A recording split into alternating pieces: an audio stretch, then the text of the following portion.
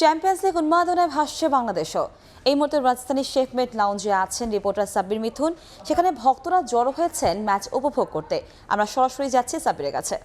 সাব্বির, অবস্থান করছি ধানমন্ডির শেফমেট লাউঞ্জে, যেখানে চ্যাম্পিয়ন্স লিগ ফাইনালকে ঘিরে আসলে এক বেশ উত্তেজনাকর অবস্থার এখানে বর্তমানে যদি আমি পরিস্থিতি দেখাই আপনাদের, এখানে প্রায় 400-র বেশি রিয়াল মাদ্রিদ সমর্থক যারা কিনা নিজের প্রিয় দলকে সাপোর্ট করতে এই চ্যাম্পিয়ন্স লিগ ফাইনালের এই যে রাত অলমোস্ট যখন সময় হচ্ছে ঘড়ির কাঁটায় 2টার মতন, তখনও কিন্তু এখানে উপচে পড়া ভিড়। এবং আমি যদি দেখাই, এখানে বেশ কিছু পরিচিত মুখ রয়েছে যারা আসলে রিয়ালের খেলা দেখার জন্য নিজের প্রিয় দলের জার্সি পরে এখানে দলকে সমর্থন জানাতে একত্রিত হয়েছেন। এবং আমি যদি বলি, যারা কিনা বাংলাদেশ লস ব্লাঙ্কোস গ্রুপের প্রতিনিধিত্ব করেন, এবং এরপরে হচ্ছে আমি যদি বলি প্রায় 400-র বেশি ফ্যান এখানে উপস্থিত হয়েছেন। আসলে তারা প্রতিবারই রিয়াল মাদ্রিদের ম্যাচকে সামনে রেখে এই ধরনের গেট টুগেদার করে, এবং যখন 15তম শিরোপার আগে একটা মাহেন্দ্রক্ষণ বলা চলে রিয়াল মাদ্রিদ সমর্থকদের জন্য। কারণ যদি বলি, গত বছর শিরোপা না জেতার পরে এই বছর কিন্তু আবারও দলটা ফাইনালে উঠেছে, এবং তাদের যে 15তম শিরোপার জন্য যে আসলে একটা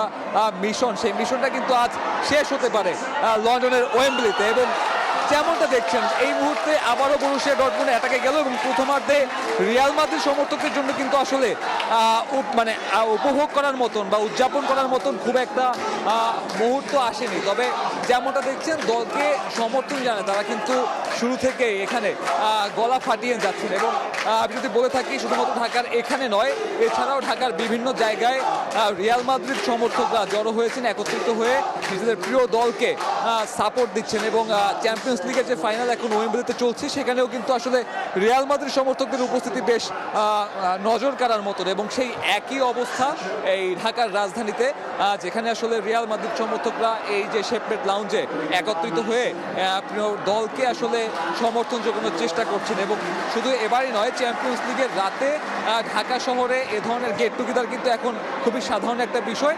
এবং আজ এই শেফমেট লাউঞ্জের কথা যদি আমি বলি, এখানে বেশ কিছু পরিচিত ব্যক্তিত্ব, পরিচিত মুখ আসলে উপস্থিত হয়েছেন, যারা আসলে শুধুমাত্র নিজেদের জায়গা থেকে নয়, বরং নিজের প্রিয় দল অর্থাৎ রিয়াল মাদ্রিদের সমর্থক হিসাবে এখানে উপস্থিত হয়েছেন। এবং এখানে যে ভিড়, অর্থাৎ এই শেফমেট লাউঞ্জের এখন ভেতরে যেমন 400-র বেশি সমর্থক রয়েছে, এই শেফমেট লাউঞ্জে ঢোকার জন্য কিন্তু এখনো তার চেয়ে একটা লম্বা লাইন অপেক্ষা করছে। সব মিলিয়ে আমি যদি বলি যে চ্যাম্পিয়ন্স লিগের রাতের যে একটা উত্তাপ, তা কিন্তু ওয়েম্বলি থেকে রাজধানী ঢাকায় বেশ ঠিকঠাকভাবেই আছড়ে পড়ছে। এবং সমর্থকদের প্রত্যাশা তাদের প্রিয় দল অর্থাৎ রিয়াল মাদ্রিদ তাদের 15তম শিরোপা জিতে দলকে আরও একটি শিরোপা এনে দেবে, এবং সেই লক্ষ্যেই কিন্তু রিয়াল মাদ্রিদ এই মুহূর্তে খেলছেন।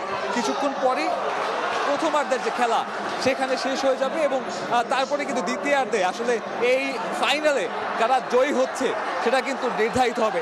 আমার কাছে ধানমন্ডির শেফমেট লাউঞ্জ থেকে এখন পর্যন্ত এই ছিল সবশেষ।